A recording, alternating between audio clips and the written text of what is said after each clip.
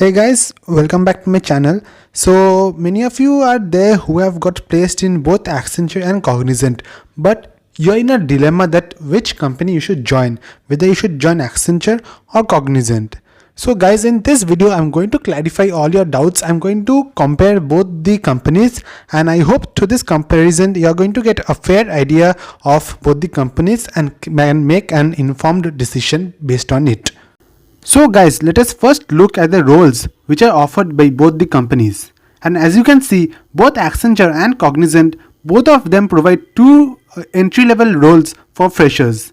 And as you can see, Accenture provides two roles which are Associate Software Engineer and Software Engineer SE and ASE, while Cognizant provides two roles which are under Gen C and Gen C Next. So let us now look at the packages and the training period for each of these roles. So looking at the package, as you can see, the Associate Software Engineer has a CTC of 4.5 LPA. The Software Engineer has 6.5 LPA. These two are for Accenture and these two are for Cognizant. For Cognizant, Gen C has 4 LPA and Gen C Next has 6.5 LPA. Now, these are the total cost to company, but now let us look at the in-hand of the companies of the different roles. So Associate Software Engineer, which had a 4.5 LPA CTC, has an in-hand of 28k rupees per month, and Software Engineer has 40 to 45k rupees per month, while Gen C has 27 to 28k rupees per month for the Gen C, and Gen C Next provides 45 to 50k rupees per month. So as you can see, when you are comparing both of them, the in-hand actual approximate salary is almost same for both the roles. And now looking at the training period, that Accenture has a training period of 2 to 4 months, whereas Cognizant has a training period of 4 to 6 months. And the stipend during the training period for Accenture is as above, that is, you get 28k in hand even during the training period. However, for Cognizant, for both the Gen C and the Gen C Next role, you get only 12k during your training period, which later after your training period increases to 27 to 28k for Gen C or 45 to 50k for Gen C Next. However, many colleges allow students to do Cognizant internship in 7th or 8th semester, which acts as the training period. Thus, the students get 12k stipend during the training, and after they join, they directly get their entire 28k salary. So you all must be wondering that this CTC is 4 LPA or 4.5 LPA or 6.5 LPA, but your actual in-hand is so less. I mean, it is not directly divided by 12. So you must be wondering that where has the remaining money gone? Where has that money vanished? So as you can see, there are something called deductions, and in Accenture, the deductions are divided into 3 parts, that is the PF, bonus, tax, while in Cognizant there is PF and tax, and PF is usually 5 to 12% of your base pay, that is, it comes to somewhat around 1800 per month. And this Accenture has something called bonus, which is that they pay and bonus every month to its employees depending on your performance. So this is a kind of a variable pay. And looking at the bond for both the companies, there is no bond policy for both the companies, and you just have to serve the notice period that is according to the rules in the two companies. Now let us look at the increment in salary for both the companies. And as you can see, Accenture has an increment of 5 to 15% every year, while Cognizant has 5 to 12% every year, and all of these are performance based. So what does this mean? That if you perform very badly, that you are the worst performer, then and the company does not throw you out, then you are going to get an increment of the least, which is about 5%. And as your performance increases, your increment also increases. So an average performer will get somewhat say around 8%, around 10%, and the best performer in Cognizant will be getting 12%, wherein Accenture will be getting a 15% rise in salary.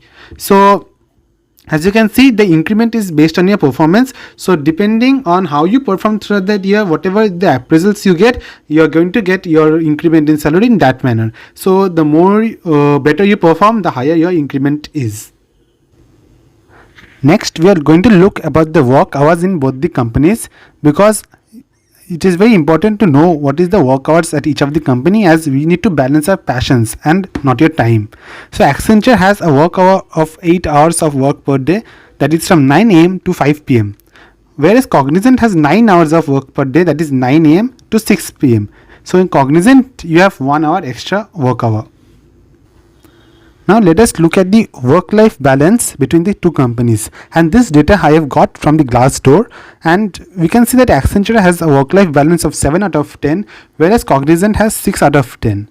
Now this doesn't matter so much, because when you come to IT companies, the work-life balance is not that much in whichever IT company you go. So you are definitely going to work too much. I mean, your work-life balance will definitely be towards the lower side, and so this comparison, Accenture does have a small slightly advantage, but that doesn't make a big issue because both of them have a very poor work-life balance. And next we are going to look at the job security, and both of them have a fairly good job security, and they're not going to just throw you out of the company unless you do some immoral activities or something of that sort. So yeah, your job is going to be safe if you are in both of the companies, and both of the companies have no bond, which is a kind of an advantage, so you can leave after serving the notice period easily. And finally we are going to look at the role preference. Like, if I was given the 4 choices, which of them I would have chose. So to begin with, I would have definitely gone first for the Accenture software engineer because it pays the highest salary. Then I would come for the Gen Z next, and then I would come for Accenture's ASC, and finally Cognizant's Gen Z. So this is 1, 2, 3, 4. So we can see that I have preferred the Accenture's both of them roles over the Cognizant's roles.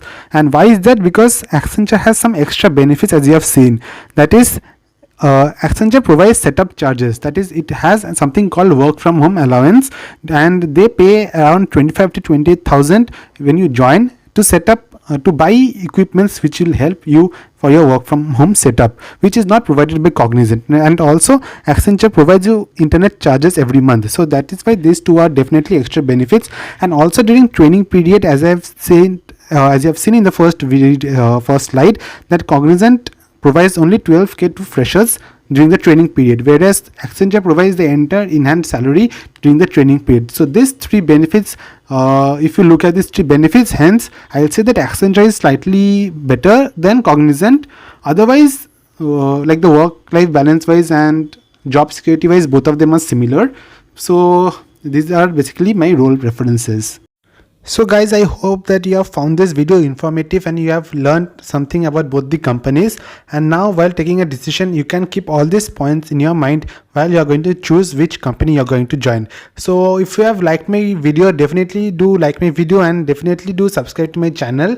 And thank you very much for watching this video. See you in the next one, guys.